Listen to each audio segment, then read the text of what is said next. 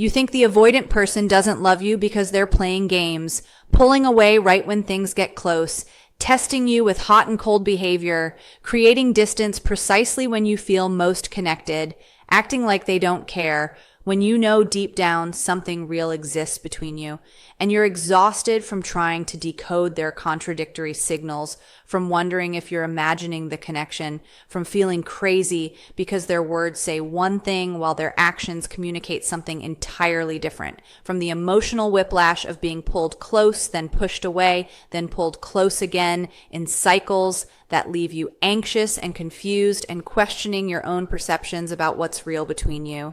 But here's the truth that changes everything, and that explains the torture you're experiencing.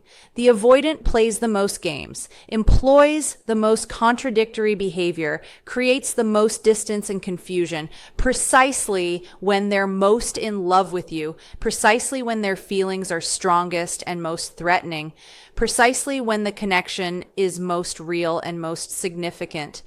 Which means that all the game playing and the push-pull and the hot and cold behavior that's making you question whether they care at all is actually evidence that they care profoundly, that they're terrified of how much they love you, that the intensity of their feelings is creating the intensity of their defensive maneuvers designed to manage the terror that loving you creates for their wounded attachment system. The games aren't proof they don't love you. The games are proof. They love you so much it terrifies them. And everything they're doing that seems designed to push you away or to confuse you or to make you question the connection is actually their desperate attempt to manage feelings that are overwhelming to someone whose entire defensive system is built on preventing exactly the kind of deep love and genuine intimacy that you're creating with them despite their defenses.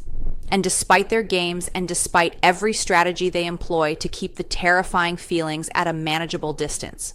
The avoidant person employs specific, identifiable games when they're in love with you. Games that serve the psychological function of managing the terror that their strong feelings create. Understanding these specific games reveals both their defensive purpose and the underlying feelings that make the games necessary for the avoidant to maintain psychological equilibrium. They play the hot and cold game, where they alternate between intense closeness and complete withdrawal based on their internal anxiety levels rather than on anything you're doing. One day or 1 week, they're warm, engaged, affectionate, present, texting regularly, making plans, being emotionally available, showing clear interest and investment. Then suddenly, without warning or explanation, they go cold. Minimal communication, canceled plans, emotional distance, apparent disinterest. This alternation has nothing to do with your behavior and everything to do with their internal regulation of intimacy. When they're warm, they're allowing themselves to feel their love for you. And it feels good temporarily, but the closeness activates their intimacy anxiety, triggers fears about vulnerability and loss of self, creates internal panic about how much they're feeling. The coldness is their system's attempt to restore equilibrium by creating distance that reduces the anxiety the closeness created. The game isn't designed to hurt you. It's designed to help them manage unbearable internal tension between their desire for closeness and their terror of what closeness means. They play the I don't need you game, where they emphasize their independence and self-sufficiency precisely when they're feeling most dependent on you emotionally. When the avoidant recognizes they're thinking about you constantly, missing you when you're not around, wanting your attention and your presence, this recognition of need triggers their core wound about dependence being dangerous. They respond by emphasizing how independent they are, how busy they are with other things, how much they value their alone time, how self-sufficient they are. They might talk about activities they're doing without you, might emphasize how well they function alone, might create the impression they don't really need you in their life. This game serves to protect them from the vulnerability of acknowledged need. If they can convince themselves and you that they don't need you, then needing you can't hurt them. But the intensity of their emphasis on independence is directly proportional to how much they actually need you, making the game itself evidence of the depth of their feelings. They play the testing game, where they create scenarios designed to see if you'll stay or if you'll leave, like they fear everyone eventually will. The avoidant might pull away to see if you'll pursue. They might be difficult or create conflict to see if you'll tolerate their complexity. They might disappear for a period to see if you'll wait. They might be vulnerable, then withdraw to see how you respond to their vulnerability. These tests aren't conscious manipulation, but are their wounded system's attempt to gather evidence about whether you're safe, whether you'll abandon them when things get difficult, whether you're different from the people in their past who left when they showed their authentic, struggling self. Each test is driven by their love for you, combined with their terror that loving you means eventual abandonment. They're essentially asking through their behavior, will you stay even when I'm difficult? Will you be here even when I push you away? Can I trust that you won't leave? The testing is evidence of how much they want you to stay, how much your staying matters to them. They play the devaluation game, where they focus on your flaws or on problems in the relationship precisely when they're feeling most positive about you and most attached. When the avoidant notices they're feeling deeply in love, experiencing strong positive feelings, feeling happy in the relationship, their defensive system perceives this as danger. Being happy with someone means having something to lose. Feeling in love means being vulnerable to heartbreak. Positive feelings trigger anticipation of loss. To manage this anxiety, they employ devaluation. They start noticing your flaws, focusing on problems in the relationship, questioning compatibility, wondering if this is really right. This devaluation serves to reduce their attachment and their positive feelings to more manageable levels, creates psychological distance even when physical distance isn't possible, and protects them from the full vulnerability of being completely in love without defenses. The devaluation is most intense precisely when their underlying feelings are most positive, making it an inverse indicator of their actual feelings. They play the Phantom X game, where they talk about or think about previous relationships as an unconscious strategy to avoid full presence in the current relationship with you. The avoidant might mention ex-partners, compare you to previous relationships, maintain some form of connection with exes, or idealize past relationships in ways that create the impression they're not fully available for a relationship with you. This game serves multiple defensive purposes. It creates a psychological escape route from full commitment to you, maintains a sense they have options, which reduces vulnerability, and prevents them from being fully present by keeping part of their attention on the past rather than the present. But the Phantom X game often intensifies when they're falling most deeply in love with you because the depth of feeling triggers the need for a psychological escape route. The more they're falling for you, the more they need to maintain the illusion they could be elsewhere, even though the reality is they're more invested in you than they were in any Phantom X they're referencing. They play the future faking then withdrawing game, where they discuss future plans and possibilities when feeling close to you, then withdraw from those plans when intimacy anxiety kicks in. The avoidant might talk about future trips, future milestones, long-term possibilities when they're in a state of connection and positive feeling. These future talks are genuine in the moment. They're expressing what they feel when their defenses are lowered. But later, when intimacy anxiety activates, they withdraw from these future plans, become vague about commitment, act like they never made the plans or suggestions they made. This isn't calculated deception. It's their system's response to the vulnerability that future planning creates.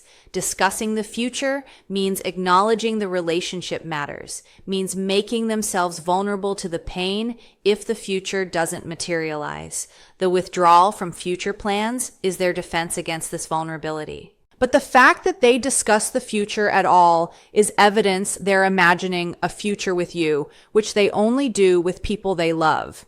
They play the create conflict to create distance game, where they pick fights or create problems specifically when closeness is becoming too intense for their system to tolerate. After particularly close moments, maybe after a great weekend together, after a vulnerable conversation, after expressing feelings more openly than usual, the avoidant might pick a fight over something minor, might suddenly find things that bother them, might create conflict that seems to come from nowhere. This conflict isn't about the stated issue. It's about creating distance to manage the anxiety that the preceding closeness created. Fighting creates emotional distance without physical distance, gives them relief from the vulnerability of sustained closeness, and allows them to regulate back to a comfortable distance after closeness pushed them past their tolerance threshold.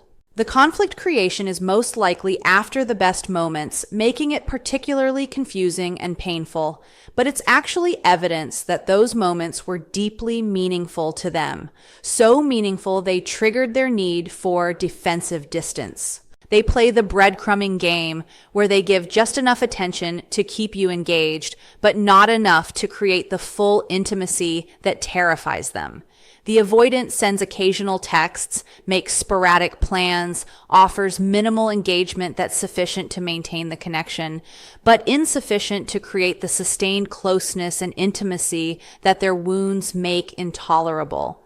This breadcrumbing isn't about keeping you as a backup option while they look for someone better. It's about maintaining connection at the only level their defensive system can tolerate, keeping you in their life at a distance that doesn't trigger their full intimacy anxiety. The breadcrumbing is evidence they want you in their life and are trying to maintain connection in the only way their wounds allow. Even though the way they're maintaining it feels inadequate and painful to you, they're giving what they can give while managing their terror, which isn't enough for a healthy relationship, but is their attempt to stay connected while staying safe from the vulnerability that full intimacy would require. Why the games intensify when their feelings are strongest rather than when they care least. The counterintuitive reality that the avoidance games intensify when they're most in love rather than when they care least is driven by specific psychological mechanisms. Understanding why strong feelings trigger stronger defenses reveals the paradox at the heart of avoidant attachment and helps decode their behavior accurately. The games intensify with strong feelings because deeper love means greater vulnerability to potential loss, triggering proportional defensive responses. The avoidance defensive system operates on a simple equation. The more you matter, the more losing you would hurt. Therefore, the more they need to protect themselves from the potential loss. When feelings are mild or casual, there's less to protect. Losing someone you don't care much about is a manageable disappointment. But when they're deeply in love with you, when you matter profoundly, losing you would be devastating. This recognition triggers their defensive system at maximum intensity because the stakes are the highest they've ever been. The intensity of their games is directly proportional to the intensity of their feelings because their defenses are attempting to manage risks proportional to how much they love you. More love equals more vulnerability equals more intense defensive maneuvers. The games intensify with strong feelings because genuine intimacy triggers their core wounds in ways shallow connections never trigger. The avoidant can maintain shallow relationships without intense game playing because shallow connections don't access their wounds. But when they're in love with you, when genuine intimacy is developing, it activates their childhood wounds about not being safe when vulnerable, about being abandoned when they need someone, about losing themselves in relationships. These core wounds create terror that shallow connections never create. The games intensify because the psychological pain from their wounds intensifying is unbearable without defenses to manage it. The deeper the intimacy, the more their wounds are activated, the more intense their defensive games become, as a desperate attempt to manage the pain that genuine love creates by touching their deepest injuries. The games intensify with strong feelings because being in love threatens their defended sense of self and independence that their identity is organized around. The avoidance self-concept is built on independence, self-sufficiency, not needing anyone. When they're casually involved with someone, this self-concept isn't threatened. But when they're deeply in love, when they find themselves thinking about you constantly, wanting you, needing your presence and attention, it threatens their entire identity. They experience an identity crisis. I'm supposed to be an independent person who doesn't need anyone, but I need this person desperately. This threat to core identity triggers intense defensive games designed to restore their sense of independence, to prove to themselves they don't need you even though they do, to maintain an identity that's incompatible with the love they're feeling. The games are an identity protection mechanism triggered specifically by feeling strong enough to threaten their self-concept. The games intensify with strong feelings because intense positive emotions are interpreted as danger signals by a nervous system conditioned to expect pain after closeness. The avoidance nervous system was conditioned through early experiences where positive feelings or closeness was followed by pain, abandonment, rejection, disappointment. Their system learned good feelings are followed by bad outcomes. Closeness leads to hurt. Letting guard down results in being hurt. When they're deeply in love with you and experiencing intense positive feelings, their nervous system interprets these positive feelings as danger signals predicting imminent pain. The games intensify because their system is screaming danger, is anticipating the pain it learned follows positive feelings, is trying desperately to protect through creating distance before the anticipated pain arrives. The better they feel with you, the more their conditioned system expects imminent hurt, the more intense their protective games become.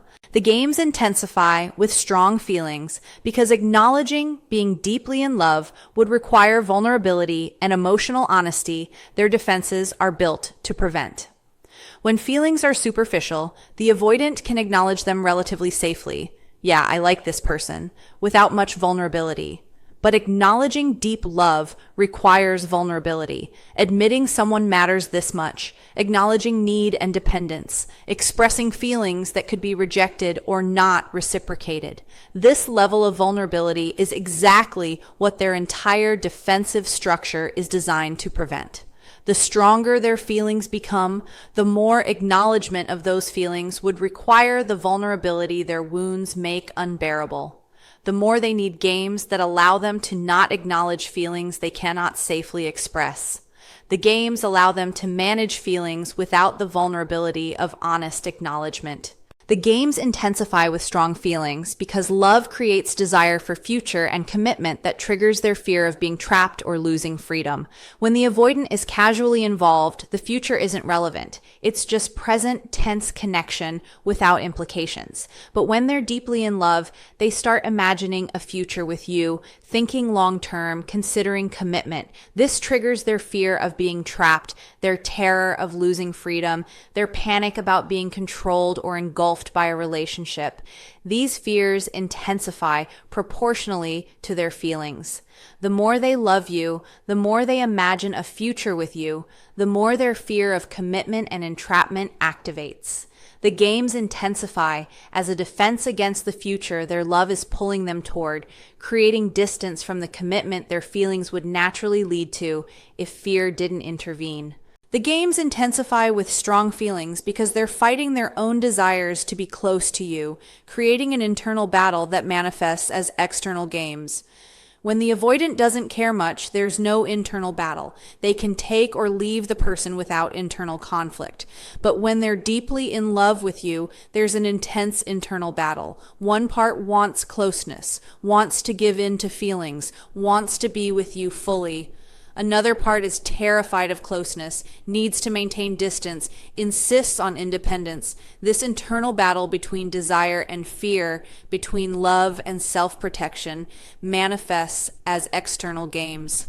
The hot and cold, the advanced retreat, the contradictions between their words and actions are external expressions of an internal war between the part that loves you and the part that's terrified of that love. The games aren't a calculated strategy, but a visible manifestation of internal psychological conflict. The games intensify with strong feelings because they're testing whether you'll stay through difficulty, whether you're safe enough to risk loving fully. And the more they love you, the more crucial this information becomes. When feelings are mild, whether you'll stay doesn't matter much. If you leave, it's not a devastating loss. But when they're deeply in love, whether you'll stay becomes a critical question. If I risk loving this person fully, will they stay? Will they leave when I'm difficult? Can I trust them with my heart? The games intensify because the stakes of these questions increase with the depth of their feelings. They need more testing, more evidence, more proof that you're safe because they're considering risking more, risking full love, full vulnerability, full commitment. And the magnitude of what they're considering risking requires proportionally more testing to determine if the risk is safe. The intensity of the testing games is evidence of how seriously they're considering the risk of loving you fully. How to recognize the games as fear-driven rather than as lack of caring. The avoidance games can appear identical to disinterest or lack of caring, but specific indicators reveal whether the behavior is fear-driven evidence of strong feelings or genuine disinterest. Understanding these indicators helps you interpret their behavior accurately rather than concluding they don't care when they're actually terrified of how much they care. Recognize the games as fear-driven when the coldness or withdrawal follows moments of significant closeness or vulnerability rather than appearing randomly or consistently. If the avoidant goes cold after a vulnerable conversation, after a particularly intimate weekend, after expressing feelings, after moments of genuine connection, the pattern reveals the coldness is a response to the preceding closeness rather than evidence of disinterest. Fear-driven games have identifiable triggers, usually intimacy, vulnerability, or positive feelings. Genuine disinterest is more consistent, doesn't cycle based on closeness, but maintains a relatively constant low level of investment. The pattern where withdrawal follows closeness proves the closeness mattered enough to trigger a defensive response, proves they're reacting to the intensity of feelings the closeness created rather than demonstrating lack of feelings. Recognize the games as fear-driven when their actions and their words contradict each other in ways that reveal internal conflict rather than consistent disinterest.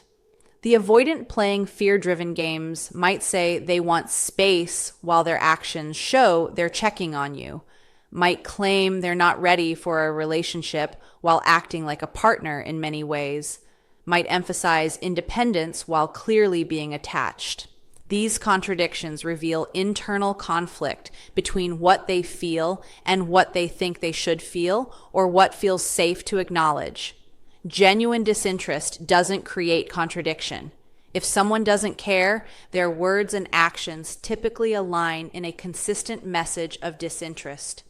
The contradictions are evidence of an internal battle between their feelings, which drive their actions toward connection, and their fears, which drive their words toward distance. Recognize the games as fear-driven when the intensity of their defensive behavior is disproportionate to the situation, revealing the behavior is about internal anxiety rather than about external circumstances. If the avoidant has an extreme reaction to something minor, pulling away dramatically over a small request, creating major distance over a slight increase in intimacy, having an intense response to a reasonable expression of feeling, the disproportionate intensity reveals their response is driven by internal fear rather than by the actual external trigger. Genuine disinterest produces proportional responses. If someone doesn't care much, they don't have intense reactions. The disproportionate intensity of defensive response proves something significant is happening internally for them, that they're reacting to internal terror the external event triggered, rather than to the external event itself. Recognize the games as fear-driven when they return after withdrawal in ways that show they were thinking about you and missing you during the distance. After creating distance, the fear-driven avoidant eventually returns, sometimes with explanation, sometimes without, but in ways that reveal the distance was difficult for them. They thought about you during it. They missed you while away. They might reference something they saw that reminded them of you, might ask questions that show they were wondering about you, might admit the distance was hard. This return with evidence they were thinking of you proves the distance wasn't about disinterest, but was about managing internal anxiety. If they truly didn't care, they wouldn't return and wouldn't reveal they thought about you during the absence. Genuine disinterest involves authentic moving on rather than cycling back. Recognize the games as fear-driven when you observe they're anxious or struggling rather than appearing relaxed and at peace with the distance they're creating. If you can observe the avoidant during their withdrawal phases, through mutual friends, through seeing them through their demeanor, fear-driven games will show signs of their struggle. They'll appear anxious, will seem unhappy, will show evidence they're not at peace with the distance they created. They might seem distracted, might be drinking more, might appear withdrawn to others as well. This visible struggle reveals the distance isn't comfortable for them, isn't what they genuinely want, is costing them something significant. Genuine disinterest produces visible relief or peace. If they truly didn't care and wanted distance, they'd appear lighter and happier without you, not more anxious and struggling. Recognize the games as fear-driven when their hot phases are genuinely hot, deeply engaged, emotionally present, showing authentic connection rather than lukewarm at their best. In hot-cold cycles driven by fear, the hot phases show genuine, intense engagement. They're present, interested, vulnerable, creating real intimacy and connection. The heat is authentic. In contrast, if someone is genuinely disinterested, even their most engaged moments are lukewarm. They're never deeply engaged, never truly vulnerable, never creating profound intimacy. The fact that the avoidant is capable of genuine heat, capable of real intimacy, capable of deep connection, proves they have strong feelings that the cold phases are defending against. If the hot phases are genuinely hot, the cold phases are a defensive response to that heat, rather than evidence the heat wasn't real. Recognize the games as fear-driven when their behavior toward you is different from how they treat others, showing you're in a special category, triggering a unique response. If the avoidant is consistently distant with everyone, maintains surface-level connections across the board, doesn't have hot-cold patterns with others, it indicates an avoidant attachment style that operates consistently. But if they're relatively consistent with others while being hot-cold specifically with you, if they seem more anxious about you specifically, if you trigger responses that others don't trigger, it proves you're special to them in ways that others aren't. You're triggering their intimacy anxiety and their defensive games specifically because the connection with you is deeper, the feelings are stronger, the stakes are higher. Your special status is what creates the games. They're not playing these games because you don't matter, but because you matter more than anyone else does. Recognize the games as fear-driven when they show jealousy or interest in your attention toward others, despite claiming they want distance or independence. If the avoidant claims they want space and independence but shows signs of jealousy when you talk to others, asks questions about who you're spending time with, seems bothered when your attention is directed elsewhere, this contradiction reveals they care deeply despite their claims otherwise. Genuine disinterest doesn't produce jealousy.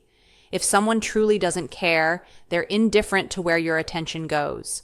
Jealousy while claiming not to care proves they do care. Their feelings are strong enough to trigger possessiveness, even while their defenses require them to maintain distance and to claim independence. What understanding their games means for your boundaries and your choices.